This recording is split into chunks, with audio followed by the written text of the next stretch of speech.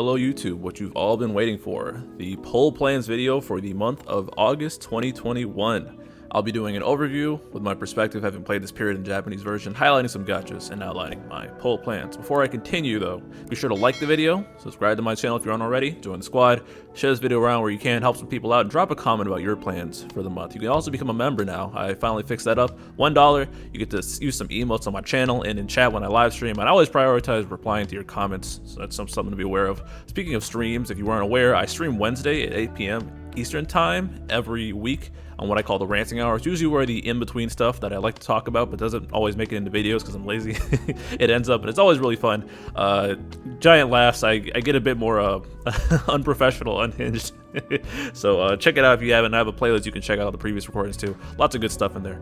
Per usual though, I'll be reading all the comments, so don't be afraid to ask anything. I also do monthly JP retrospectives. I am catching up on those. I've been doing those as streams like every other weekend, so those are fun. And I give my initial takes on content after that month, so I'm going to link that as well so you can see how I felt about the content after it was fresh and how my opinions have possibly evolved since then. Per usual, everything here is my opinion and impression. I'm not trying to tell y'all what to pull. I'm trying to give y'all my perspective on how I go about things so you can think better. Always double check your sources. I am fallible. I always just skim over stuff because I'm not too big on the details. Always big picture stuff. But seek out different points of view. Aim to understand them all and where they're coming from, whether or not they're credible. And I encourage everyone also to create their own content, put your own poll plans out there, get some more discussion going. We can get better ideas together as a community. Opening thoughts for the month. Well, I'm recording this after Core is already out, and it's hilarious how we played ourselves with the no GL first characters anymore thing when it was clearly wrong. Josh had the receipts. Well done, holding her tongue until now. He prevented a probably, what was it, 7 months of discourse about, oh, what new character, but now the floodgates are back open and I'm annoyed. Top 3 worst things to talk about in this game are burst candidates, spheres, and GL first candidates. I hate it all. So thanks for holding your tongue for as long as you did, Josh, but I guess opening the floodgates back up was unfortunately inevitable. But Core is already out. He is more powerful than he appeared from my first impressions. He already appears to be a great investment for sure. Hashtag fix Kadaj was also a glowing success, so kudos to the 5 people running him, but also shout out to the entire community who banded together to get some noise out there and encourage Square Enix to acknowledge him first and fix him very quickly after the fact. Giant, massive middle fingers to the people who try to derail it. Congrats on being on the wrong side of history. May you be mocked endlessly, because you are not just a clown, you are the whole circus. As for the month as a whole, there is a bunch of tricky fights up ahead actually, so don't let them blindside you. Delay content and low turn / boss turn denial aren't everyone's cup of tea, so be aware. Additionally, this whole month just seems loaded in terms of content and banners, especially right at the end of those, at the end of the month with the Perfectum quest. There's lots of banners, and right before Yuna. So hold on tight, be smart with your resources, and make sure you're investing in what you want to do. Divine Brothers and Cloud of Darkness LD and Burst. I have a lot to say here, and not a lot of it's positive. Let's go over Cloud of Darkness's kit really quick. So they didn't get a rework, but they got an LD, right? It's a nice attack, a rebreak or an unbreak. I don't know. I still don't know what the phrase is called. AOE, and then it's a triple split AOE HP with refund in between. Very good, and the effects after are also very nice. The least important part is you get a skill 1 back, which, I mean, skill 1's kind of garbage, it's kind of filler, but it's nice for longevity purposes, I suppose. Also a new buff, and this also comes with buff start on LD boards, but the important parts are HP damage up 20%. So Cloud of Darkness's damage is also gonna shoot up. Crit damage is up 50%, which is huge. So when you're attacking a broken target pretty much, or you have crit rate up on the party, whatever, that's gonna be very good. Damage is shooting through the roof there. And on break, similar to like Lightning, Ject, King, you name it, you get a second consecutive turn and it doesn't take up the turn count. So now COD becomes a better turn stealer. And the forgettable counter that she got on EX is now a lot better. Instead of just being a brave attack randomly,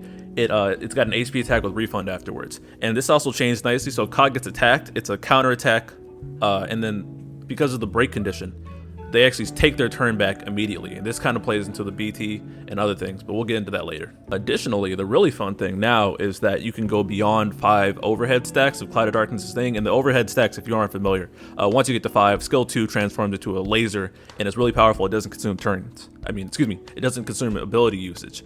And you can go above 5 stacks, but only when using the LD. So theoretically, you can do a bunch of LDs and get your darkness stacks really high, and like in the BT phase, for example, you can just let loose with a bunch of just souped up skill 2s. It's actually pretty funny. Coolest part though is that when COD's at 5 or more stacks, you get another HP damage up by 10%. So in total, that's 30% HP damage up when you're above 5 stacks. And that will make the souped up skill 2, or whatever you decide to do while those stacks are active, even more powerful. It's very, very fun to see. The BT effect is similar to Noctis, where after a party member, including COD, attacks, then a follow-up happens. And it's an AoE Brave plus HP attack that's also pretty good that refunds COD afterwards. The follow-up also gives an overhead stack, so when COD's turn finally pops up again, they might be back at 5 turns, and if they break with it additionally, not only will they take their turn back, which could be potentially good or bad depending on your setup, friend unit, etc., but there'll also be another darkness stack. So you're getting your darkness stacks and your laser beam off like really a lot more frequently with the LD and burst now. There's no this is later on a BT plus, but right now in the base BT, there is no party effect on that BT. It is just the follow-up. Heimer Plus is even Brave and HP split. Obviously helpful, not very much to talk about there. As for call abilities, the base call is skill 2, but at the base. It's not the laser beam version, so it's an AoE, 100% AoE attack, and it's a full 1-turn delay everywhere. LD call, nothing to write home about. Attack up, slight, very small HP damage up, and Brave damage up. Not something I'd bring on purpose. I mean, we were in the era of Jack, Kurasame, and whatever calls, so I mean, you're probably not bringing a Cloud of Darkness call, let's be real. If you really needed the AoE delay and the rebreak, maybe, but other than that, nothing to write home about here. A few other things, Gabronta's getting his Heimer Plus here, not anything worth writing home about. Not worth getting him either, honestly. Not worth picking up Gabronta here when he's probably just a call at this point. I think it's Charlotta, Balthier already has his 80, and it's someone, but you're not, the other ones don't really matter, whatever. Now on to what you've really been waiting for, and I've been alluding to this for a while. What do I think about Cloud of Darkness? Not anything to write home about, really. I don't understand the hype, and I think a lot of people's vision is being clouded by Cloud of Darkness' BT+. And let me, I don't know how many of you were around for Noctis in Chaos when his LD and Burst came out, but he was super hype, and Noctis was mega powerful. But a lot of people I've noticed, and I've talked to, have been like, wait, Noctis was hyped, but then I never felt the need for him, or I didn't want to use him. I'm gonna put the same label on Cloud of Darkness, and also the other thing about Noctis was that he was kind of tricky to use, and he wasn't quite intuitive. And while he was very, very fantastic, it wasn't everybody's playstyle. So everyone has their eyes on Cloud of Darkness, and they see another Noctis analogy or similarity, where you saw the 0-turn runs for Noctis and him like making a joke out of content. But how many of you all were doing that, and how many of you all are willing to do that? Same thing is happening with Cloud of Darkness. There's a couple JP runners who do like crazy things with Cloud of Darkness, but these require tons of setup, smart play, the right plays, and probably took a bunch more tries than you realize. And the average player is not doing that with Cloud of Darkness. So thinking, and the biggest thing about that with BT plus clouding things, and I hate that this is a thing, you have limited, like, you know how limited you are on Heimer Plus, right? With blues, it's even worse with greens. And we have so much foresight on who's going to be green and who has BT Plus and what we might want in the future. Are you willing to sacrifice Cloud of Darkness at that point for someone else you might want to green down the road? Probably not. I know there are some Cloud of Darkness fans. Don't let me deter you if you like the character. Don't get me wrong. But if you're pulling just on hype alone and being just saying, oh, you know, they're great in BT Plus, not knowing the full context of it, and pulling them now when you're probably not going to use them that much, especially when they get relegated to a friend unit, first off, you're much better going for Tidus in that regard, because Tidus will blow everything out the water, and you'll be running a Cloud of Darkness friend. And if you have the choice between Cloud of Darkness BT and Tidus BT in the party, I feel confident saying most people are just going to run Tidus BT. Let's be real. I'll say it again for the people in the back. Do not let Cloud of Darkness BT Plus meme runs on YouTube cloud your vision on what you want, on what you want to do in the future. All right, think about it long term.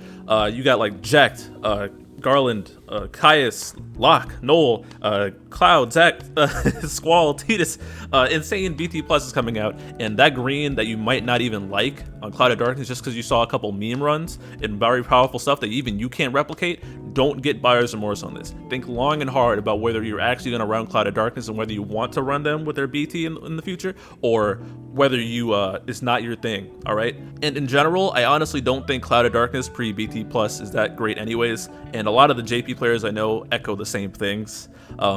Obviously usable, don't get me wrong, I hate that I have to repeat that, but there's a certain subsection of idiots who don't understand the nuance when I say that. But like, it seems like there's a weird amount of hype around Cloud of Darkness, and probably because of YouTube. And I don't think it's going to pan out for most of the player base, to be honest. Additionally, without burst, after the 2-week synergy, you're probably not going to use Cloud of Darkness that much, because there's probably a bit more powerful options. Like if you got Tifa, you're probably going to use Tifa with Cloud of Darkness without BT. And additionally, with Cloud of Darkness as BT, like I said earlier, you can use that for like follow-up stuff. And again, you can do this. Don't get me wrong, but if you have if you're sandwiched between Tidus BT and Cloud of Darkness as BT, you can run the Tidus BT and Cloud of Darkness combo as a friend, and that just clears out content. So think long and hard about whether you're investing in Cloud of Darkness because you want to use them, or whether you are following the hype cycle. All right, there really aren't anything to write home about with LD only, but outside of synergy, honestly.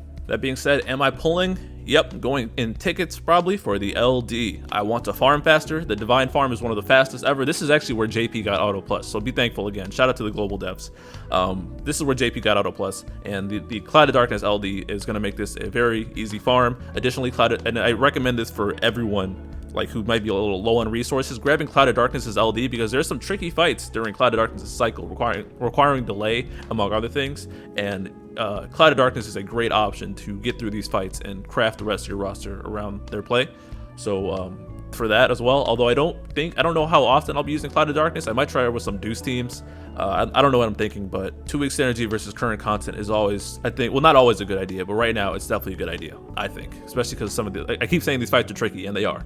Depending on your roster. I'll get the base high armor. If I get the burst, I'm probably still not going to blue their armor anyways, just because I don't see myself using Cloud of Darkness much, but it'd be nice to have. Obviously, I never complain about a burst, but I think it's, unless you really want it, not worth the chase at all, for real. Think about the future in context, not just some highlighted meme videos, all right? Speaking of BT Plus though, reruns, Cloud of Darkness reruns with a skill 1 rework down the line, and LD board reworks where they're a bit more powerful, and their BT Plus adds a party effect where party gets HP damage up as well, and there's more HP damage up on the LD board rework, so Cloud of Darkness' output is a lot heavier, which is why you tend to see them still as a friend, but also as more as a main party unit, because you can double tap the BT effect.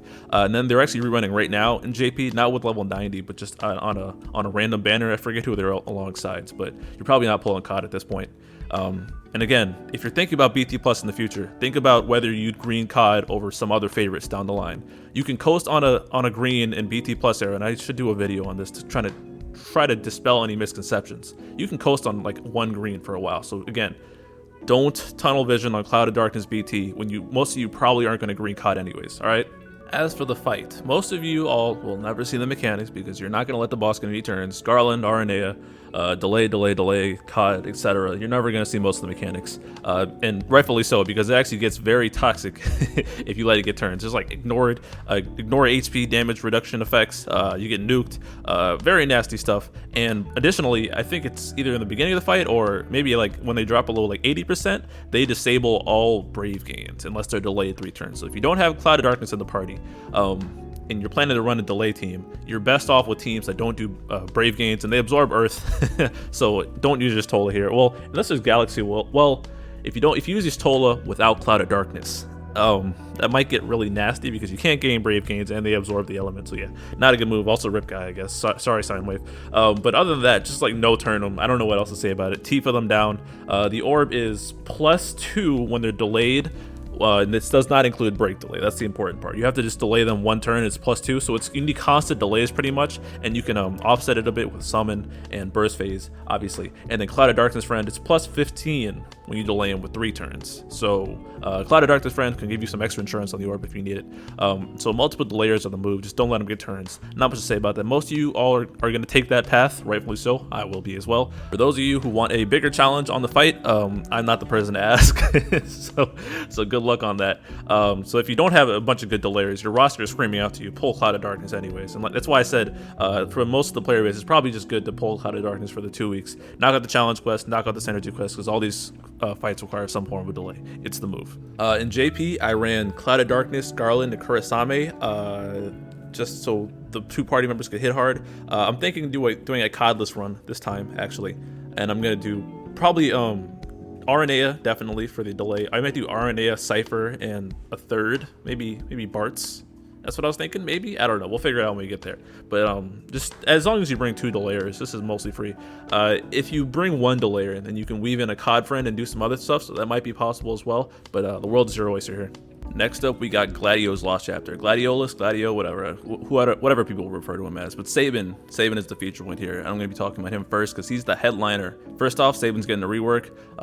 So with his LD, you're going to have his plus skills up 100% of the time. So I'm only going to talk about those. But his plus skill 1, along with more HP, I think it has 2 more HP attacks, and now batteries the party like crazy. So he's got battery utility in his kit, and his skill 2, I believe it was 1 turn delay before, and now it's 2 turns delay with also a double HP attack. So much more damage, consistent ignore defense, and utility in delay and party battery. And the skill 1 is high turn rate, so that helps out a ton. And the LD is very good for Sabin. My god. First off, the attack is an AoE brave hit, and then 50% splash to the other targets, and it hits very hard. It also ignores defense like the rest of his kit, right? The buff he gets from this is huge. So like I mentioned earlier, he doesn't drop his stacks anymore. So he's always going to be at 4 stacks, and he's always going to have his plus ability. He's always ignoring defense and always has the optimal versions of his kit up, right? So it ignores the cool stuff about his kit pre-LD, but that's fine, because whatever. He gets the normal attack up goodies from his LD, but the really important ones are he gets weakness damage up 30% on his LD. So not only is he ignoring defense, and he has a ton of attack behind him, so he's hitting hard, the additional brave damage modifier from the weakness damage is going to skyrocket his damage like crazy. Like, this man always caps damage no matter what. Like, just put a little bit of buff behind him and he can cap his brave damage, in Lufenia Plus with ease. It's actually kind of crazy, especially because defense starts becoming a relevant stat again. Transcendence 4, notoriously horrible stage. Even Sabin was doing crazy damage in that defense heavy stage. Like, he hits hard and takes crazy advantage of it, especially with I should say his high armor plus his blue armor, which is a 3-1 split. This buff stays up permanently. It stays up as long as you're hitting a broken target or breaking a target, so just the usual stuff. It's always up and it's always getting extended. Same with his 4 stacks. He just goes on forever. You can ignore his EX sometimes. You actually get a free skill after using the LD too, and I usually like to use that on skill 2 just to delay him and get some more turn control in. He also got a special Brave and HP attack from his LD, but they're not really worth talking about. I mean, the Brave attack is cool because it dumps Brave but still retains some at the end, so it's good with the HP attack. You'll never use it. Plus, if you wanted to retain Brave, just use skill 1 because it refunds the party anyways. So, whatever. His calls, both of his calls drop his Wind Holy debuff down, which is nice. Base call delays target 2 turns, and the LD call is a decent effect for the caller. Decent attack up and overflow up, and it has 20% HP damage up, so that's alright to use. Probably you're using this as a secondary. If you're bringing Sabin's call, you're probably bringing it for the delay, more than likely. As for his high armor, I mentioned it earlier, but he's got the brave damage split, so he has a super high brave damage cap, similar to Tifa and Golbez, and he can super take advantage of that because of his weakness damage up and his attack and his ignore defense. So yeah, definitely a great opportunity for high armor investment. As for Gladio, he notoriously does not get much, but that doesn't make him bad. In fact, he's still just as stupid as he was before, and his kit is still insanely broken. He now gets a free turn at the beginning of the quest, so you can just hit skill 1 and cover the party, and whenever he uses LD now, it's finally a 2 HP attacks, and he buffs the party with the guard buff. It's kind of weird to use it like that, I think, but because you want to start with skill 1 and then you LD afterwards and it reapplies the buff, but whatever. Additionally, while his LD cover 0 take damage buff, whatever it's called, is up, he gets brave damage up 20%. So while his counter is, while that is up, he's doing more damage. So mainly the off turn. That's a good buff to him. He hits harder. That's all he really needed. I mean, his kit has persisted from now until his Lost Chapter, and he still goes on very hard in the future. And because of his kit, he's just a bit more balanced now. So all around good stuff. Gladio's base call gives the party brave and HP damage resist, so that's situationally pretty good if you're not trying to take as much damage. And his LD call gives the caller his LD buff, so you don't take any brave damage, don't take any HP damage, and you don't get debuffed. So that's very situationally, I guess niche is the right word there, because that gets overused like crazy. But that's, if you really needed that for some reason, that's it right there. And obviously, if it pierces those, then whatever. But yeah, I guess I don't see why you bring his call ability, but it's there. He's got the same high armor split as Porum and Warrior Light. It leans HP for the party. I don't see how Gladio would be helping you reach those caps, so I'm not sure about the efficiency of this blue, but it's there, I guess. What do I think overall? Sabin definitely got the juice. Excited to see Ink do the Sabin saga again, because that's about to kick up into high gear. Sabin is such a monster because he's always hitting those brave caps. So, and I think I mentioned that T4, Transcendence 4 down the road, it's very hard without Sabin or Setzer or other batterying through it. That your options are very limited. That's actually a very restrictive stage. And Sabin is one of the few people that could do damage on his own. And that just speaks loudly to his power. And he does so much. He has party battery, and he refunds the entire party on a skill 1. So if they're not getting delayed, and since he has the free skill up to LD, he's a very consistent delayer. He can pump out delays a lot. And then when he's not delaying, he can do a lot of damage with his EX does a lot of damage, his LD does a lot of damage. It's just an all-around very, very good, consistent kit. He's so self-sufficient, probably one of the most self-sufficient units in the game, if I'm being real. His biggest downsides are probably that he's relatively slow unless he's high turn rating on his skill 1, but this is offset by the fact that he's delaying with his skill 2. And while he does cap his brave easily, you're not being able to take full advantage of that without his high armor plus, or without units in the party who have other high armor pluses or maybe BT effects that don't raise the brave damage cap. But when he is uncapped, oh lord, he's taking advantage of it. He doesn't need it to be effective, but he definitely has a very high ceiling if you're taking that into account. Gladio, if you were around during his release, I know a ton of you, most of you probably listening to this probably have him unless you're newer. Still very good, got good upgrades, and now he has level 80, so he can use calls. This banner overall, from a how do I improve my roster and how can I hedge myself against future content, I'd say this is probably the best one out of all the 3 during Cloud of Darkness' cycle, and I don't think that's a hot take because, well, it's double LD and these 2 characters are very, very good. Am I pulling? I don't think I am. Now, as much as I praise Sabin, I never used him much in JP just because Tidus came right afterwards, and then Yuna, and then things rolled around. I didn't prioritize using him, and I don't think I'd prioritize using him now. Personally, I'd rather just hand the reins to Ink and watch him thrash content for months on end. And oh, am I excited to watch that, and I'll live through him vicariously. And I already have Gladio, and I'm not interested in Cloud of Darkness' burst. So yeah, it's not a Sabin isn't good thing. I wouldn't use Sabin, but seriously, this dude packs a punch. Like, you're gonna see some people using him and be like, damn, I wish I hadn't missed out on him, because he's hitting hard, especially if you stack like huge brave cap ups. Like I think it's Garland's BT has a huge brave cap up. Setzer down the road on his armor. Like, seriously, Sabin is a monster, and I can't sell him well enough. And if you don't have Gladio, you definitely don't have Sabin because he hasn't been out at this point. This is a really good banner in my opinion, but I'm not pulling on it. I don't think so. As for reruns, Sabin reruns down the line alongside Twins, LD, and Burst, their banner. That's it, and Gladio does not have a known rerun at this point, so at this point he's going to rerun when he gets level 90 and EX extension, etc. As for the fight, it's an interesting one because it's also another delay fight. This is Cloud of Darkness' cycle, and they're selling Sabin. The orb is +8 when you delay while also hitting element weakness. So this is also possible with just regular delayers, and if you enchant them, you're good. So like Kurosame, Fujin, Ignis, I can't think of any other. Ash is really good here. But the funny part about the fight is that it's at the beginning, I know, and I think at least twice later in the fight, they gain a bunch of brave and they spike their defense like crazy. And the only way to pierce through them is to either like stack crazy defense down or use defense ignore, which Sabin does, and you can pop them and then they go back to normal. While this effect is up, you also there's no battery either, so you either gotta tank it with like Gladio, for example, and have him eat both the attacks while his LD's buff is up. I don't think they ignore. Yeah, they shouldn't ignore HP damage up, or HP damage resist, because that would be silly. But like pour him, you could eat the attack and then break him afterwards. Warrior Light, any HP damage mitigation, but this is a big fat ass attack, so you really don't want to get hit by this. Or if you do, you want to mitigate it somehow. Or you could like Ami call them, Edward call them, and then break them somehow. But you need to get that brave down, and as soon as they get broken again, you can finally battery away.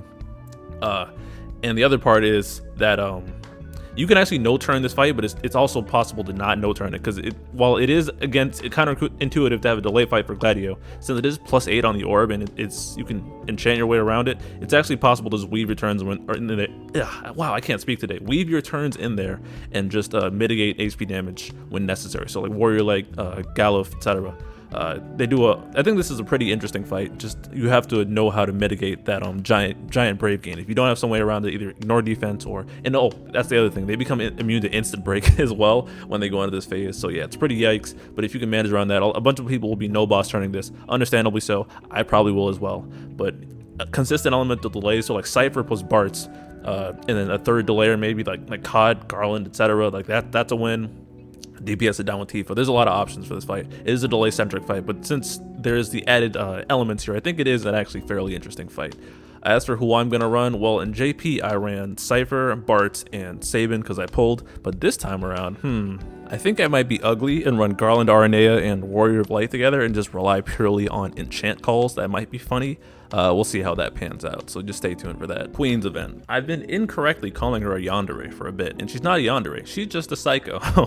But let's talk about what she does. So first and foremost, Queen is an aura bot. That's her big thing. She has huge attack up for the party and huge relevant stats as well, which include brave damage up, HP damage up. She also has burst heals on her LD. She's got HP regen for the party, and she's got party last stand. Also got M Brave regen for the party. So nerds who love auras and look at all the checklist for things to check off on the aura bot, she literally I think she does everything that I can imagine, really. Oh, and HP damage resist up to the party too, and she's not buffing the party when she does this. It's all in her framed buff, which is really, really powerful. Her skills are nothing to write home about. It's either AoE attack or single target attack, and they battery the party, whatever. Her EX is where things get really interesting. So she drops her HP and becomes immortal, and she goes crazy. She screams like a psycho. EX does decent damage, and then while her overhead is up the glasses, she gets attack up, brave damage up, HP damage up for herself, and she cannot use any of her other skills. She is going completely insane. Brave Plus is now an instant turn rate, single target HP attack, and so she can just spam that back to back to back, and then until her EX thing over her head is 3 turns, and once that goes away, she stops invincibility and she goes back to normal. But yeah, you can either spam this 3 times, and I think that's the preferred thing to do. I don't know, Queen experts might cool me on that, but the other thing she can do is her upgraded HP attack. This one's high turn rate and it does eat up a turn, but it's a stronger attack. It's a triple HP attack. I think it has splash on it. Yeah, it's 50% splash on it too, so that's pretty decent. Her LD rounds out the rest of her kit, adding on to her auras, and this is where the party last stand and HP damage resist and the HP damage up and the HP regen comes from, but also finishes off her attack up. So I think in total she has 100% attack up to the party. I don't know that exactly. I did some rough math and rough memory, so that might be off a little, but 90, 100, 110, whatever, it's in that ballpark. It's really big. Her total attack up along with the rest of her auras for the party. That's the important part. Don't get caught up in numbers, you nerds. But her LD burst heals the party and puts on that new buff, the last stand one, and the other goodies. So that's always good to start off with. Her calls are, again, nothing really special to write home about, especially in the age of Jack and Kurasame. I'm gonna stop saying that because it's all already implied, but M Brave regen on her base sphere, and HP regen on her sphere. I mean call, HP regen and some other party up goodies as well on the LD call. High armor is support, and it splits evenly between party, brave, and HP, and this is pretty good for her because, again, she's got party, brave, and HP damage up, so she will easily enable the party to hit those caps, so definitely can take advantage of that. What do I think about Queen? On paper, she's got it all. Again, huge attack up, brave damage and HP damage up, HP regen, HP damage resist, last stand for the party, which only she shares with Porm, and again, this is just sticking a knife into Freya's grave at this point. And she's got those free turns potentially on the EX cast and decent damage. Her skills are terrible though. So on paper, she's amazing. In practice, I don't think, I mean, she can just sit there and she's incredibly not fun to play unless you like the whole crazy girl dynamic. I mean, I get some people are like going crazy over Queen for that. Not my thing, but not really anything negative to say about her except her skills suck. And this is me not quite knowing what I'm talking about, so take it with a grain of salt. But I don't know if this is just in JP with her at the moment, but I think there's some way if you like take off her speed passive to have her only have a 1 skill recast if you use the HP plus only. But there's going to be Queen guides out there. I'm not the person, I'm just giving my thoughts, my overview, what I know, what I can impart. But yeah, Queen definitely solid on paper and can last pretty much for a while just because of those really strong attack auras and other things. And if you miss Porm and you need that party last hand for some reason, that's an option as well. Again, and probably for new players, she sounds really attractive as well. Not in that way, but attractive kit wise. Jesus Christ, calm down. Am I pulling? No. Again, not a big fan of crazy girls. On top, and she's fight me. She's worst girl in Type 0. I take literally any girl over Class 0 in her every day. 7 in Size Supremacy, by the way. Size and Opera Omnia win. But I don't need anything she offers. Auras, she's got a lot of bunch of different things, but all those different things I have covered in other different units. And while I could have them all compartmentalized, is that the right word? In Queen, I don't need it. I can live without it. Not really a big fan of her playstyle, so I'm personally skipping, but this is a very, very good character, and she comes back even stronger with a Crystal level 90 and EX upgrade number 2. Speaking of reruns, she like I just mentioned, she comes back on her Lost Chapter. She gets an LD board rework. She doesn't get a skill rework, and she gets even stronger, and she's got very good staying power for that, and it comes alongside Cater's LD as well. So that's just something to consider. Again, not much else to say about Queen. Solid character, but not interested. As for the Lufenia, this fight is actually secretly toxic, and it's not being talked about very much from what I can say. And I've been trying to sound the alarm bells. This fight is a lot worse than it appears, but it's a triple fight. We haven't had one of those in a very long time, so Squall's gonna eat here. But it's against some kung fu bears. They got really funny animations, honestly. I remember cracking up when I first saw them. But the orb is HP regen for one. It's +1 at HP regen. So you stall the orb on your turns, and it goes down in the enemy turn. So it's actually technically a DPS race, unless you fulfill the second half of the orb, which is a 3-turn delay. This spikes the orb up, and it's only on an individual basis by 15 turns. So they're again selling Cloud of Darkness pretty hard. So if you, it's actually very hard. You get punished by letting them have too many turns because the orb goes down 2 on their turns. So while if you have HP regen active on your turns, you'll be fine, and you could also push it back up if you're in summon or BT phase, for example. When they get turns, that's a massive detriment to you. On top of that, in the beginning of the fight, you could, if you want to start no turning them at 80% when the orb kicks in, I believe, they get a yellow Alexander aura. So you need to let them have a turn and get their recast off. And the recast ignores HP damage reduction. So the idea here is to the last stand Queen tank it. But if they consecutively do it and you don't have other forms of mitigation in place, you'll probably just die. So the beginning of the fight is hilariously dangerous. And you need some way to not die from it.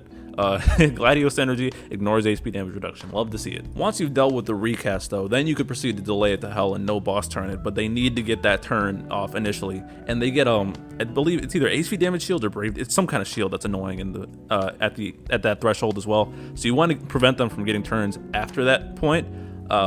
You want to burst them down. You can actually tank. You can eat the recast in the beginning with a Golbez BT friend. That was a popular strategy, or your own Golbez BT. But burning that in the beginning of the fight might not be opportune. But it's a lot of turn management. This fight is actually pretty. It's pretty annoying if you don't have the right parts in it. Sabin, they sell it because Sabin can delay them AOE, and he's gonna punch through them and hit them hard. And all his skills have AOE in them, so they're good except for his EX. But his EX does good single target. Gladio, while he doesn't prevent the recast, since there's 3 of them, his splash counters are gonna eat Cloud of Darkness, delays them, and makes his orb incredibly safe, and you don't have to deal with them. Yeah, good stuff like that. And Queen will keep you alive and buff you and provide HP regen. But at base, you need to bring an HP regen character, and it's a pseudo DPS race. So if you're letting them get turns, you get punished. So just watch out for that. This fight again is secretly toxic without the right characters. So in JP, I ran Cloud of Darkness, Sabin, and I think Paladin Cecil for the HP regen on the orb. This time around, I'm thinking I might roll with 9 just because I haven't used him in the Lufenia, I don't think. Maybe I think I can throw. Yeah, he has a C-sphere slot, right? I think I can throw a Porum RF on there to satisfy the HP regen, and then from there, maybe I'll bring like Cypher to delay them, and Sephiroth. That might be fun before the re-breaks, so I can delay them even more, and then maybe swap Cypher for a Garland friend and go nuts. Yeah, that actually sounds kind of fun. I'm gonna try it out. So yeah, stay tuned for that. Yeah, it should be good. Here comes the big hype of the month. Tidus finally getting off the bench in Global. Oh Lord, did it feel good to have him get off the bench in JP. And now you all can join the church of Shuto. Oh Lord, Tidus. Let's talk about his kit real quick. On paper, his kit, well, it filled in the gaps really. For skill 1 finally, HP attacks, Jesus Christ. 5 hits, and then his skill 2, splash, very good. Additionally, his defense and attack down debuffs are stronger. They got up to 50%, which is very helpful for Tidus, so he can hit harder, and now will help the party hit harder, make them, debuffs are good, basically. His skill 1 and EX buff, Winning Spirit, actually got reworked to be even better now. Now it's stackable, and per each stack, he gets more Stolen Brave damage up, which is the Golbez effect and the Sephiroth effect now. So he's doing more damage than it realized. So hit for 10, you actually get 20, or you actually get 120. So those small brave hits can add up very high when he's hitting hard. Anyways, more overflow, and now this is this is on his base kit. This is not on his on his LD. He gets the follow up from Winning Spirit. So every time he does an attack, he'll do the shoot follow up. So this actually fixes a hole in his kit where even if you're missing 35, he'll do an HP attack afterwards. So it's a weird workaround, but I'm not mad at it. That's a super edge case, so it doesn't matter. Whatever, forget it. You increase the stacks every time a party member goes, which includes Tidus. So at peak, Tidus will have an extra 20% stolen brave up, which is equivalent to Golbez, I believe. So the extra brave gotten when you hit and attack, gotten, that's not a word, more overflow, and he'll always do the follow-up. It's his LD where the follow-up transforms. Follow-up is simple. He does a brave gain into a brave plus HP attack, and he refunds afterwards. Fairly simple. He does it after every attack, and it boosts his damage pretty nicely. The LD is where stuff really gets fun, so let's talk about that now. And this LD is super loaded. So on paper, it's already simple. It's just a double AoE split brave plus HP attack.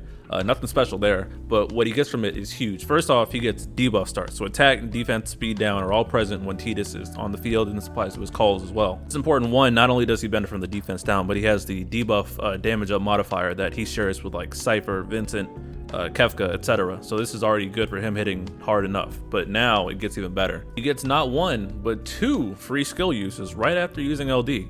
And these can be consecutive turns if you choose to follow up with skill 1, and skill 1's free. If I didn't mention that earlier, I don't remember if I did.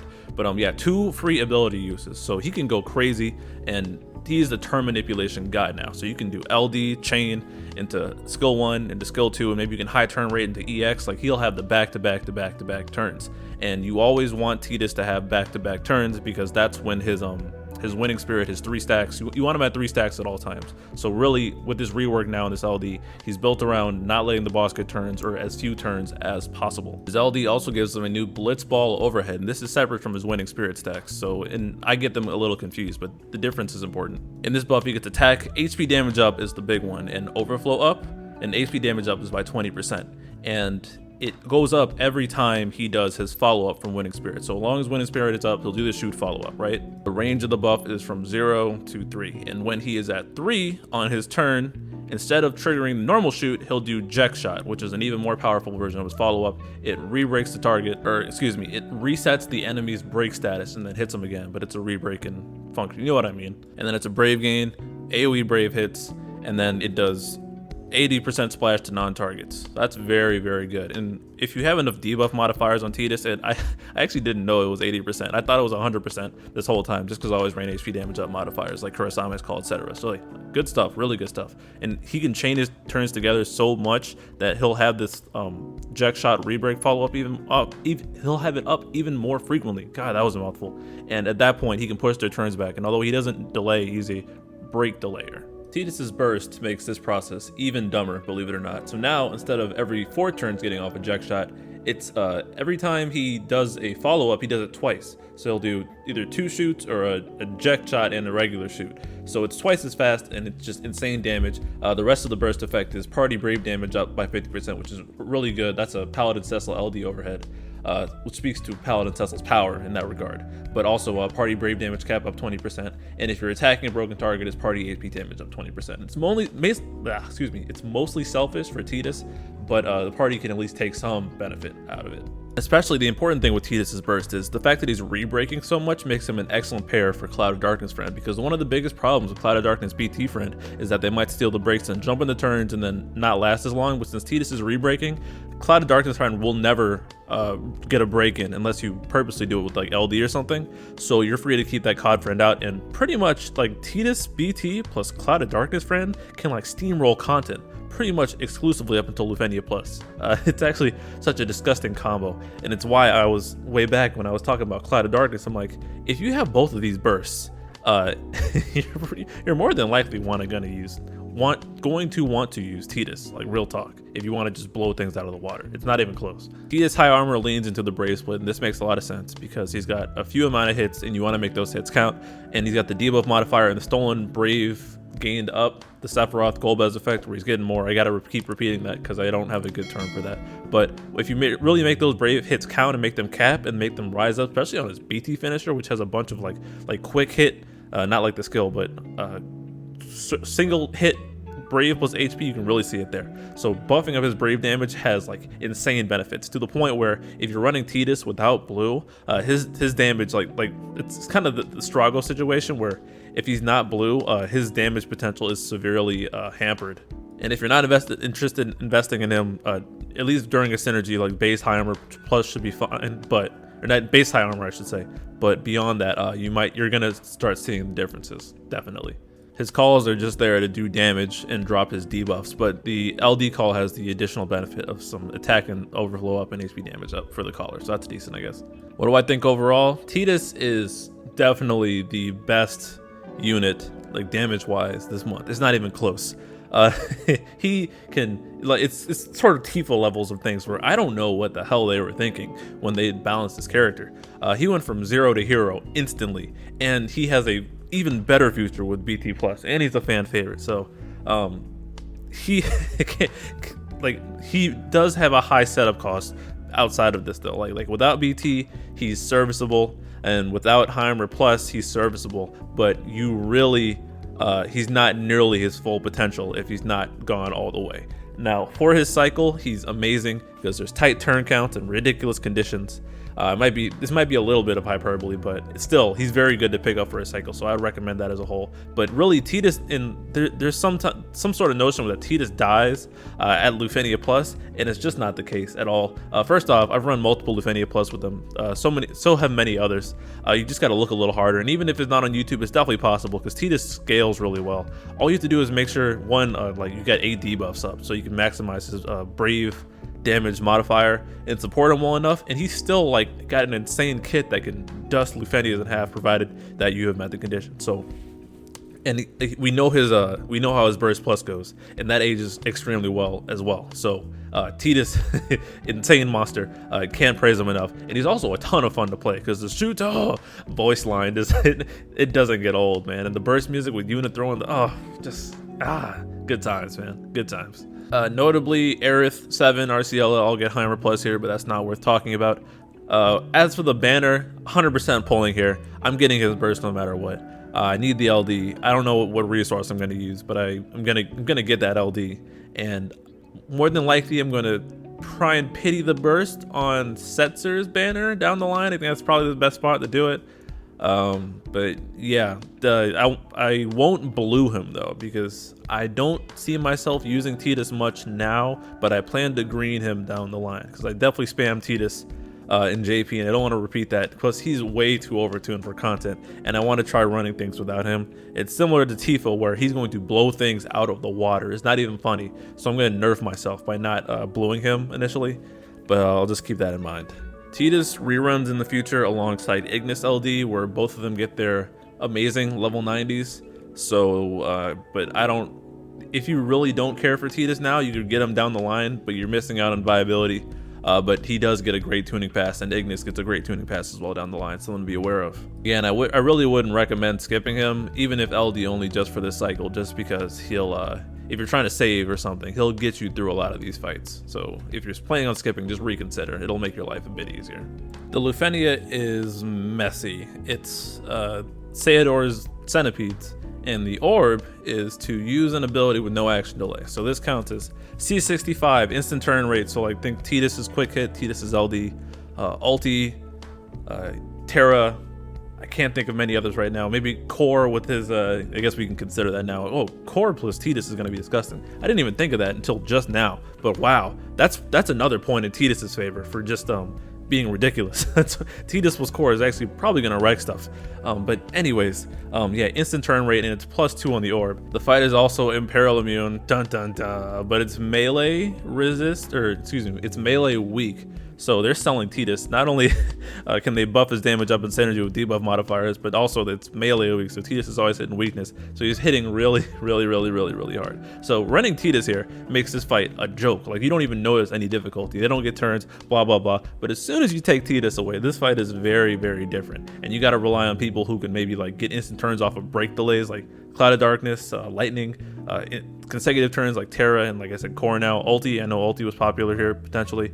You can delete them, and they have phases where they like gain a bunch of Brave and they become delay immune, I believe, among some other goodies. So again, with and without Tidus, this fight is night and day. And I know because I tried it without Tidus, so I was like, never mind, I'm not doing this. So again, Tidus skippers might have a little tougher of a time here, especially if you haven't pulled any like really powerful consecutive turn, instant turn rate, whatever the term is, damage units. This fight is kind of rough without him. That being said, in JP, I ran Tidus, Aerith, and Bart's. I didn't have Tidus's BT at the time, and I just put Bart's BT up and let Tidus go nuts and destroy the fight. LD only.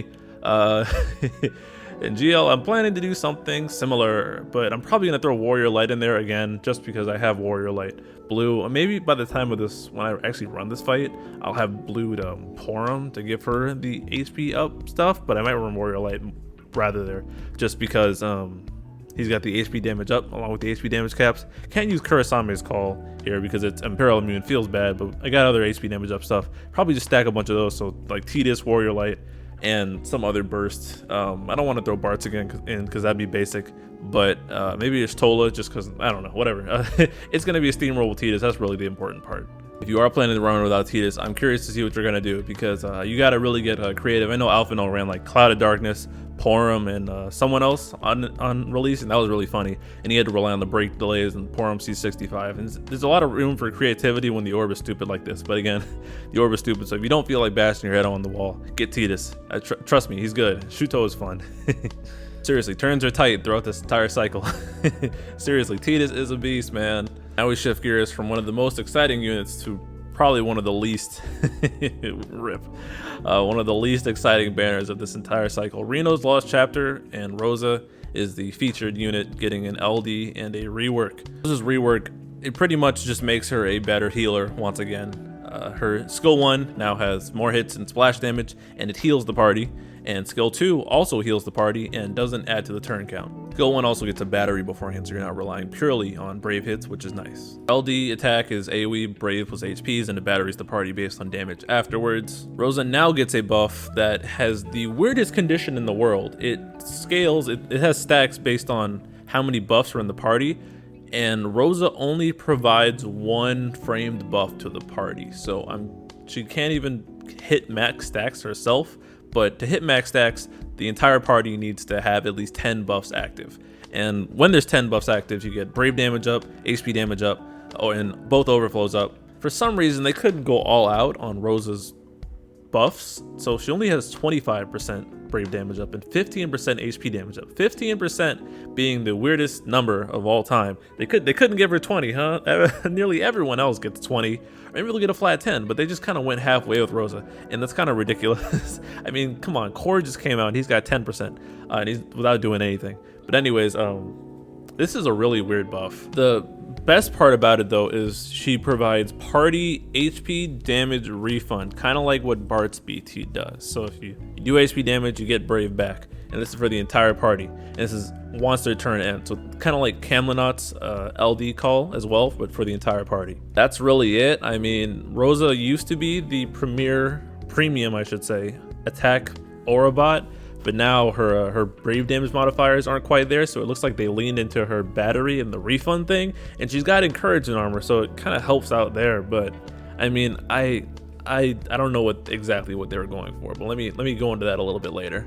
Her high armor is encouragement, and she's got double C slots, so the Paladin Cecil sphere change is actually coming next month, so that should be about 2 weeks from when this banner is out with Yuna, so she'll actually be able to start taking advantage of it. So that's pretty decent. As for the actual split though, she leans completely in the HP damage direction, which I think makes sense because she's got a ton of overflows and she's got 15% HP damage up. So the party could feasibly start hitting those caps. So not a horrible idea, I guess, if you're using Rosa, all 3 of you. Her base call gives the party re-raise, so I guess if you think you're gonna die, you could pop this. But who's trying to die out here? And it's the decent stat up on the call effect, where I brave, M brave, and attack for the party. And then her LD call, ooh.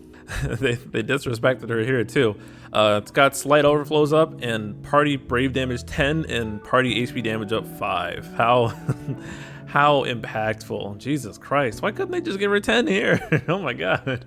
Yikes, not even the party refund effect. What did Rosa do to them?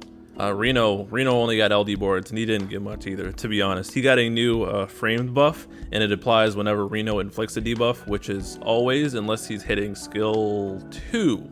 So you're not going to have any issues keeping this up.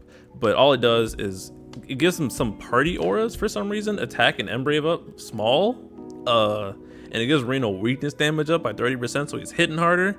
and he extends his own debuffs now. So by 2 turns, that's okay.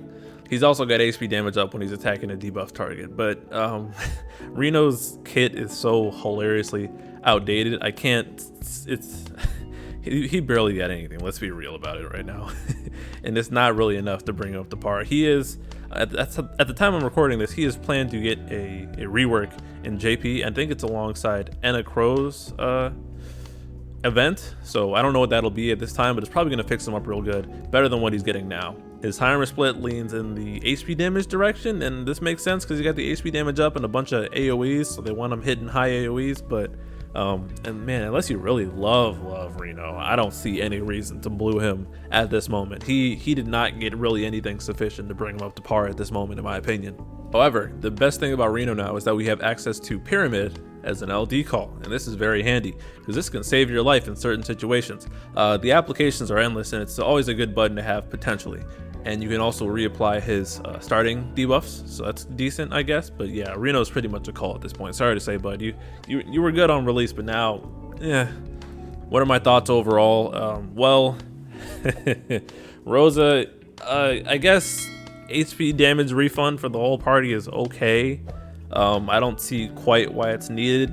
You could achieve something similar with attacks that just battery the party and refund the color, like Bart's. It's like everything Rosa provides at this point, like auras, battery, heals. Like she doesn't really do any of it super well. I mean, she has the re-raise thing, and you don't get penalized for re-raising anymore, really. So if you're trying to tank through fights just because you keep dying, I guess that's a thing. Aside from Lufenia orbs, if you're dying 2 Lufenia orbs, then I mean, I guess you're screwed right now. But outside of that, I don't think she really does anything well at all, and I don't see why anyone would really want her right now, especially because she has a much better future down the road. And Reno's not too shabby himself either. Like this is not a great banner. I'm gonna be real with you. And not to mention the fight doesn't even have a Lufenia orb. Now it is toxic, and without Tidus and without they didn't give it an orb, but they might expect you to re-raise through it, but it's still not pretty at the end. But this whole event banner, not the greatest showing of units in my opinion. I don't think either of these two are really worth going for at this point. Not right now. Not with some crazy stuff coming up. Honestly, if I wanted a new player to get a healer or something, I think I'd rather say go for like Aerith or Arciela on Tidus's banner rather than go for Rosa here. That's how probably against this banner I am personally. I mean, yeah, not very positive things. I think these two are both fairly underwhelming, and Rosa can do some battery memes, but I mean, so if it's not obvious, I'm not pulling on this banner. No way, Jose. Not interested at all. Reno, like I mentioned earlier, he is getting a rerun with his C90 on Enna Crow. We don't know what his rework's gonna look like, what he's gonna be like, but it's probably gonna be some good stuff. So unless you really love Reno, I'd probably just wait it out personally. And as for Rosa, she comes back alongside Gilgamesh's LD in Burst, and she gets a lot better. She finally gets more HP damage up and Brave damage up. Her skills do more damage, and she got a way better upgrade overall than the mess that she got right here. So yeah, this banner honestly isn't really appealing in any way, and the fact that there's no orb doesn't do a good job to sell Rosa in the first place. So yeah, I'm skipping. Not interested in the slightest. Now for the fight, I keep mentioning that there's no orb, but that doesn't mean the fight is a steamroll either, because if you remember, the Reno event on release was hilariously toxic, and while they don't dispel you anymore, they do have the whole mist thing where you need to let them get a turn while they're misted. Although we have so many powerful modifiers now, it's actually possible to just punch right through it and not care about the mist, which is actually hilarious. The really tricky part though is that when they do, they're like, it's either the recast or the mist attack. It can double tap you and kill you instantly. So while there's no orb, this fight is actually very deadly if they get turns or they get unplanned turns or stuff like that. So it's probably like without Tidus, and especially here's the important thing. Again, the turns are tight. So Tidus runs and non-Tidus runs are honestly night and day here. once again. If you bring the damage, you're good, but don't underestimate this fight, and letting them get a turn at the wrong time will get you just absolutely destroyed. I tried it firsthand, it wasn't pretty. Setzer and Waka will be synergy here as they're the next banner, so if you're having trouble with this fight for some reason, you could freeze it with Setzer when he comes back, but yeah, there really isn't much to say about it. It's just kill them and don't die. You could pretty much no-turn them and get around the conditions. There really is nothing to say about this fight. In JP, who did I run? Let me see. Oh, there you go. I ran Setzer, Sabin, and Tidus. Two synergy, broken character in Setzer, and Sabin for the delays. And the turns were still tight on that. So yeah. Again, those people who don't like tight turns, beware, because that fight will sneak up on you. But other than that, if you want to dust it with Tidus, you won't see it. And then, what's it called? Setzer will come later and make it even easier. But otherwise, you know, do what you can, but don't get blown up. All right. Next up, we have one of the hyped Lufenia plus gods, Waka. I'm kidding. It's Setzer. Setzer is broken, no doubt in my mind. And I want to give context for why Setzer is ridiculous and why he may not be perfect for you. But if you're on the fence about him, I'll explain it a little bit better. Anywho, let's get right into it. His skill 1, now it just doesn't consume Brave at all, so he pop freeze Joker and he keeps his Brave, so that's handy. And his skill 2, red card, now it gets HP damage refund in between, and he got like 3 more uses, I think. So this skill's doing a lot more damage as well. So it actually isn't that impactful of a rework, but his LD is loaded.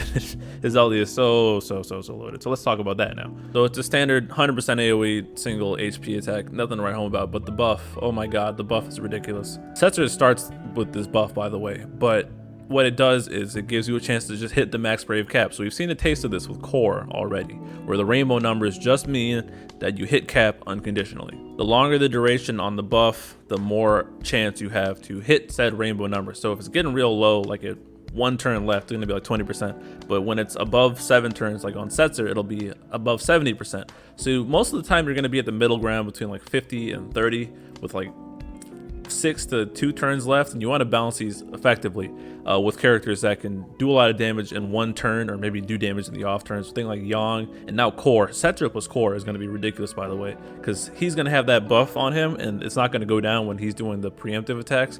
Oh my god, this is going to be a broken combination. And all the people comparing Setzer and Core, my god, when you see them together, it's going to be childish, my lord. But Setzer also has more attack up for the party. He gets 30% from limit breaks and 40% on the new buff from the LD, so that's 70%. I think he had some decent attack before in total, so now he's got really competitive attack auras. That's fantastic. Yeah, party overflows up and party HP damage up. So not only do you have a chance to hit the max Brave cap, you also have HP damage up behind it. Very good. Setzer also recovers a use of his skill 2 when he pops LD. That's nice, I guess. So you can pretty much effortlessly skill spam with Setzer now. Before it used to be the whole, oh, ignore his skills unless you really need him and press brave and HP, but now you just press skills. If you're not pressing red card, you're not pressing freeze Joker, his EX is up. So yeah, it is what it is. They also snuck a slight buff to freeze Joker on his LD boards, because now every debuff that Setzer inflicts is extended by 1 turn. So his only debuff is freeze Joker, so it's 3 turns of freeze Joker now,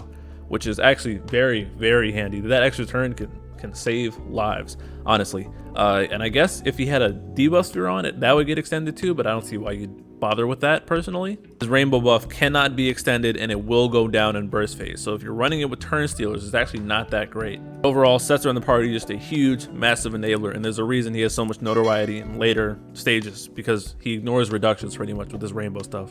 We already had his base call from before, but now it got slightly buffed because, again, he has buff start for the rainbow. So he'll actually be hitting harder if you have his LD passive equipped. And his actual LD passive, and note, this does not give the party the rainbows. Only Setzer can do the rainbow attack because he has buff start. So his LD call actually isn't very good at all. It's just party attack, overflow, and slight HP damage up. You will not have party rainbows. That's not a thing. That would be actually ridiculous. So I'm kind of glad they didn't do that. His high armor, he has Unity.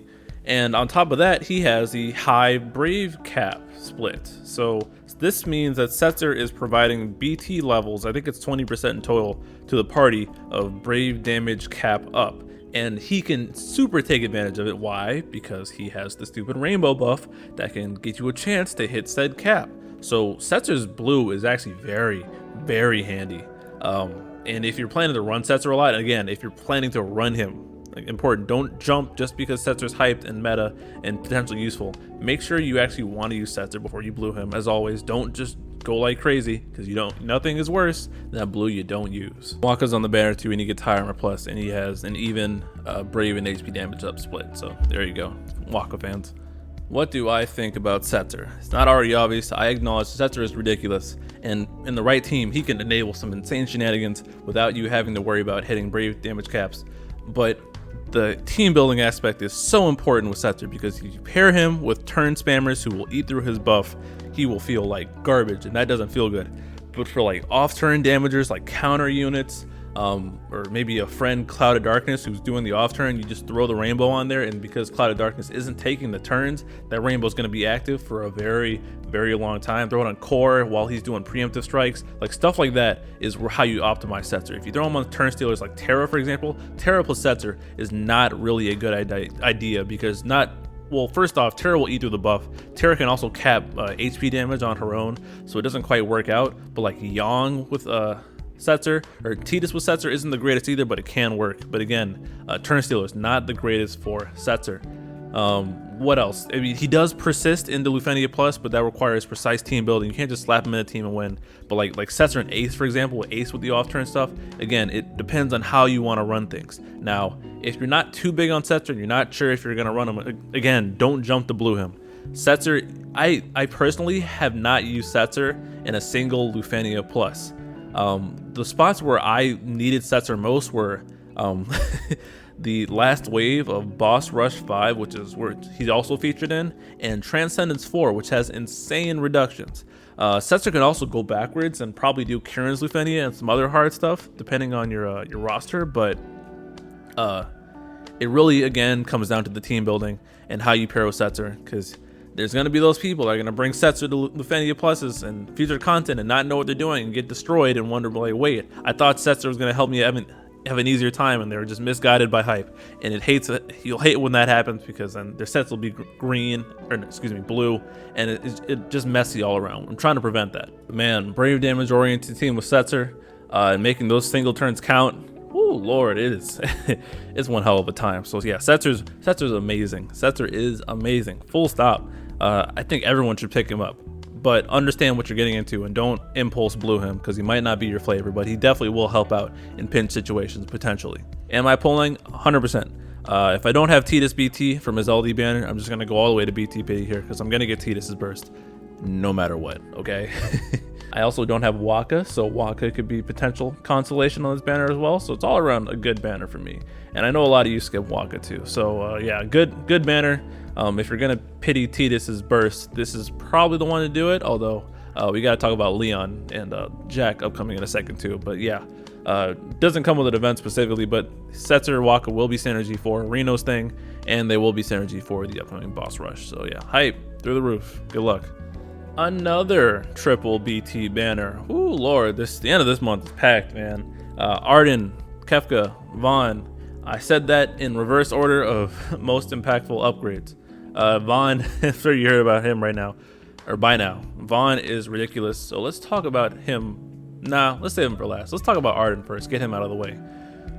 Before I do that though, I'm just gonna mention that I think this is gonna be tied to the Equinox banner. I'm guessing this is what they're gonna do, rerun the Perfectum quest with, but I don't know for sure.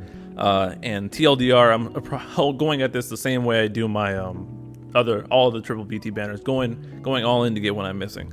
That being said, Ardyn is the focus here, so let's talk about him. Ardyn gets 80 LD boards, and his LD boards make his LD finally a double HP attack. The animation was there this whole time. It's finally not hideous, thank God. And he gets his hat stacks up to max pretty instantly with his LD, so you don't have to worry about breaking with Warp Strike first. It's finally not hideous, and he gets to turn more of his LD buff, which is cool, I guess. He also gets a free skill use. That's handy, because then he lasts a bit longer as well. So yeah, all good stuff. As for the actual unkillable, invincible overkill buff, he gets HP damage up and brave damage up, and that's it. That's all Ardyn really got. No rework. I mean, he's got a decent kit already, so it's serviceable. I wish he would have gotten a little bit more, but I mean, beggars can't be choosers, and he's definitely viable. he didn't stop being viable necessarily.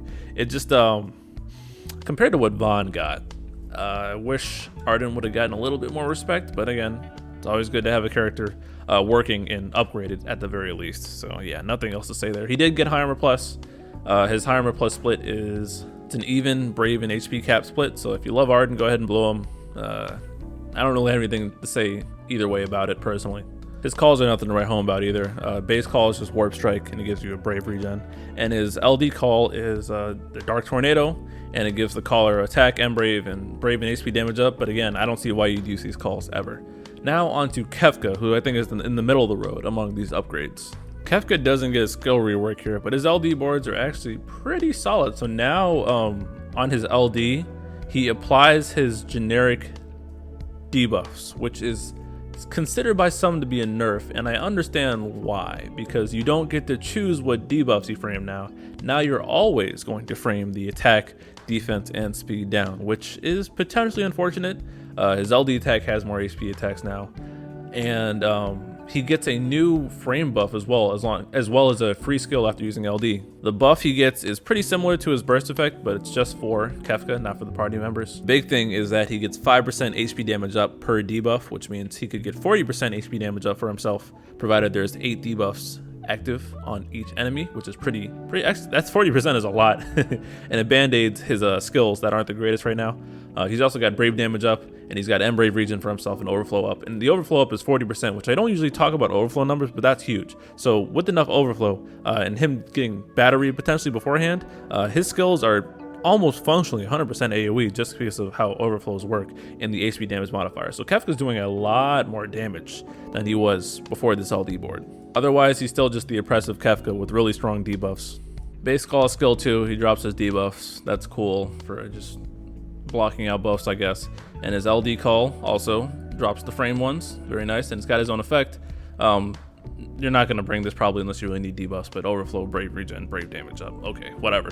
His high armor split leans HP damage, which makes sense because he has crazy HP damage modifiers and Overflow up, so he can actually feasibly hit those caps. So that's definitely a good investment if you plan to run Kefka a lot. Now for the headliner of the banner, Vaan. Vaan is getting a rework. Oh my god, it's anyone who reads out Vaan's rework to you is doing you a giant disservice because they don't value your time. Here's Vaan's rework. Ready? 1,000,000 HP attacks on both skills. Skill 2 is Splash. Skill 1 holds your Brave better. And the big thing about Vaan's rework is he has a bunch of Brave gains in between his skills, and the Brave gains are massive. So this means he ends up doing damage without actually having to do Brave damage, which is pretty hilarious. He loves batteries. This is because the Brave gains in between his HP attacks are based on damage dealt. So if he starts at a high Brave, he'll just keep bringing it back and back and back and back and back until he just does a lot of damage without, again, having to do damage. And the LD boards are a huge part of this. First off, the LD attack follows in the same step with just being 1 billion HP attacks. Oh my god. And now, every time when Vaan uses an ability, he has an Imperil aura like Bart's for himself. So he will never be locked out by element resist ever again. It just won't happen. It doesn't happen. Vaan no longer cares about elements. At worst, he will null them. And because of the thing I said before where he can do damage without needing to do Brave damage, Vaan went from easy to shut out to impossible to shut out. It's quite the reversal. He too got a mini BT effect on his LD in which his Brave floor is raised, so he can't drop below 20% of his Brave. And his buff gets buffed, so now he's got Overflow, HP damage up, and Brave up. So Vaan is just ridiculous. This guy is such a nuke, and honestly, I'm scared for what they gave him on Burst Plus and level 90, because you don't press his EX just ever again. You can honestly just take the button off of there. There's no reason to press his EX because he won't run out of skills. The boss will just be dead before that. I mean, I'm kind of being hyperbolic here, but like really. His skills do so much more than his just crappy EX. It's actually insane, and he actually gets another use of his LD on his LD boards. I can't think of the last time that happened, honestly. I really hate the Magic Tifa comparison to Vaan, but if you boil it down to that, they're pretty similar in that regard, where they have one button that blows things up. Vaan doesn't have the turn manipulation that Tifa does, but Vaan also has the self-sufficiency where he can just blow stuff up and not really care at all. So it is what it is. Vaan's really good, even without burst. Again, I keep talking about Transcendence 4, but Vaan is one of the MVPs for that stage solely because he has nuke buttons and doesn't really care much about resistances, high defense. I mean, Brave Game reduction will obviously kill him pretty badly, but that's not the case here.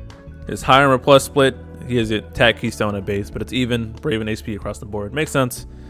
He's got HP damage up modifiers, although he probably isn't hitting his Brave caps right now yet, but those HP damage caps he can definitely get beyond. Not a bad blue, but I think personally he could probably live without it for now, to be honest, because his damage is just that insane.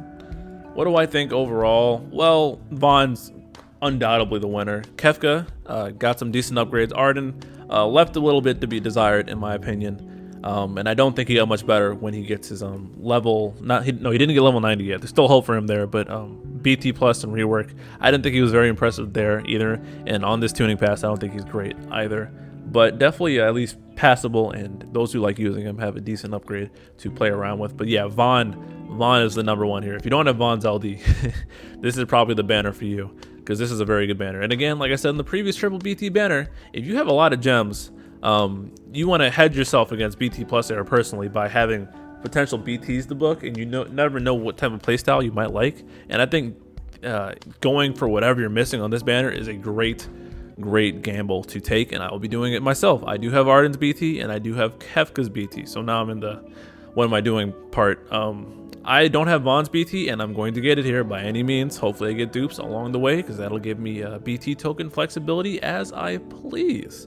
Not much to say. I'll give Ardyn and Kefka their board just because I've been buying Mog Pass and I have the points available to flex around on them, but I don't see myself ever using them.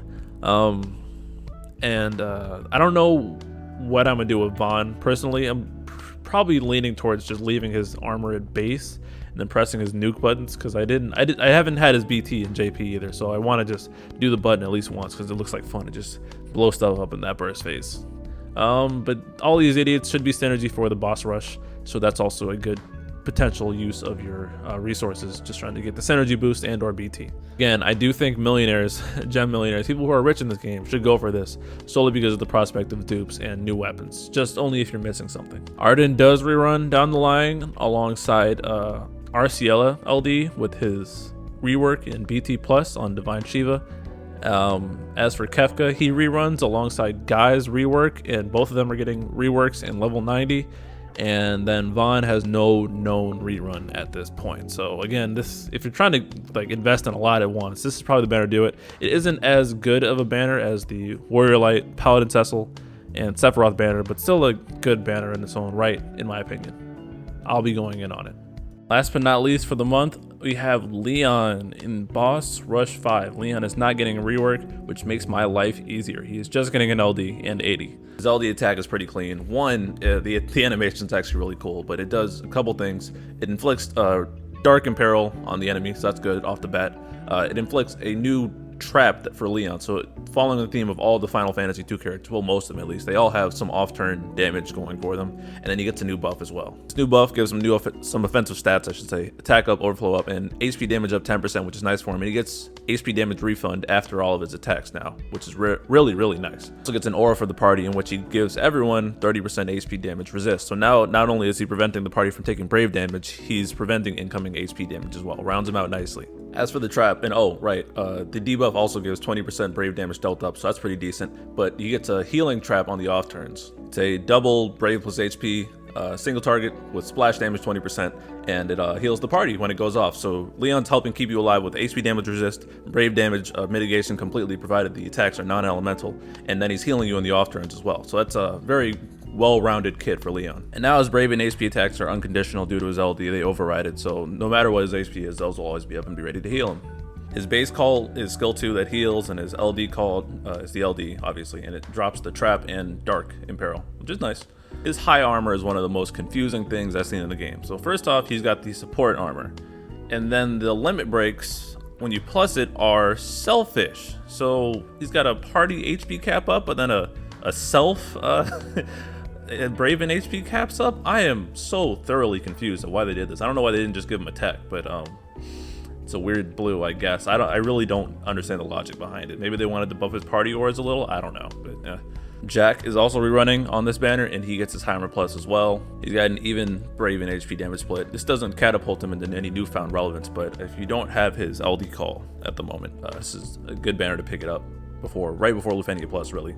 What do I think overall? Well, Leon is still Leon, and when he works amazingly well. His damage and self-sufficiency is now upped with the HP damage refund and the Brave damage up on the trap and the off-turn healing, so he can meet his conditionals easier. Jack's on the banner as well, and if you don't have his LD call, I have pulled back on my position of not pulling for calls, as seeing as I use Jack LD call so often, it does help me a lot in runs. This is a good banner overall. I got Leon's LD in JP, and I used him in this boss rush, and then I used him in Rude's Lost Chapter, and then I never used him again, not even as a call or anything. And it's not because Leon's bad, it's just because my playstyle didn't really suit him, and I preferred to go for more offensive methods for like defense types and letting the bosses get turns. And when they do non-elemental attacks, which is I don't know how frequent or non-frequent it is, but Leon can always do the thing where he just breaks stages and off turn heals, and he does a lot. So he's a solid unit all around. Am I pulling though? I already have Jack, so I'm not pulling for that. And like I said, I didn't use Leon and JP when I had him, and I don't really see myself using him now. I'm committing to Brave Gain memes with Yuna and Porum and Shola and all of them, so not really my thing, but he definitely has some merits and definitely deserves some respect on his name. Leon's LD does not have a known rerun. Jack LD, we do know now that it comes back with Jack's LD and Burst on that same banner. For Leon, this means when he comes back again, he's going to get even more juice with level 90, so stay tuned for that.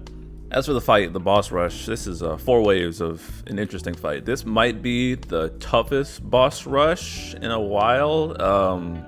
Debatable, just because it's got a lot going for it. Leon, Jack are synergy here, so is Lily because she's on the banner, but you're probably not using her unless you really want to. Tidus, feature BT, Reno, Rosa, Setzer, Vaan, Kefka, and Ardyn from the triple BT banner. So there's a lot of synergy options here if you want to give the party your boost, so that'll help tremendously. But it honestly slightly feels like they balanced around that slightly, but I'll go ahead and get into it. The first wave is the 8 bosses, the Cerberus things, and the orb is same as the Tidus orb. It's 0 action delay, instant turn rate, etc. So they want you to use Tidus here is what they're saying, or just instant turn rate. So again, ulti, Terra, whoever you used on Tidus's fight, you probably want to use them there. Tidus, they're selling him hard here, obviously. Not much to say about this wave. This wave is pretty cake. Just kill it. The next wave is another centipede, but this time it's the new boss. In the orb here, it activates at 80%. You have to reduce or absorb brave damage through a buff. So tanks, shields, Warrior Light, 9, Gladio. They're selling Leon pretty hard here for the or absorb part, and it's +5 on the orb, so take damage. Off-turn damage will be king here, so like Gladio should probably carry this part hard. Gladio hopes, call, maybe.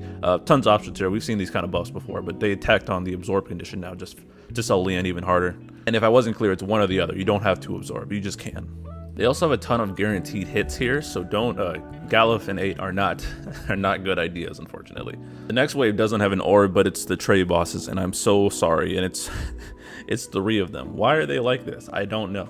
This wave just takes years, especially if you decide to run off-turn damage, which is again Gladio's playground, but you just gotta tank this one out. Leon trivializes this wave as well, as they do a bunch of non-elemental attacks, but you can also go full offense on options here is, again, there's no orb, but you just got to get through this. I can see Core being really good here just because it's triple attacks. Squall, Strago too. There's a bunch of options here. Reno's is probably a good idea on this wave as well, just for the debuffs and them delaying themselves after attacking you. Last wave is the Were Tigers. Remember them from the FF12 Bronze chapter. This wave sucks. They're selling Setzer very hard here because the orb is to deal at least 10,000 brave damage in one hit. You might be thinking, oh, I'll just throw Jack's debuff and hit and throw burst effects up there. The defense on these guys is insane, and what they wanted you to do was to bring Setzer with his Unity armor and have the party hit rainbows and you not care about it, because if you're not, your damage is not pretty. Unless you're bringing Sabin or another defense ignore unit, but Sabin eats here like crazy. If not, then Setzer, or else you need to stack some crazy effects and debuffs because you're not going to be doing any damage. It actually kind of sucks, but other than that, the bosses are not that dangerous. So there's that. Speaking of my teams now, so first wave, well, let me go over my JP teams first. Check out the video if you haven't, but JP wise, I ran Warrior Light, Tidus and Gabronth first wave because I wanted to stack HP damage up and also bring reduction for the second wave, and then I forgot to equip Warrior Light's LD boards when I ran out, so it was actually kind of suboptimal. But Tidus ran through it like crazy anyway. Second team was Leon, Gladio, and Squall. I wanted to have Squall's BT effect up for Leon and Gladio because both of their off-turn things did splash damage. I wanted to ramp that up.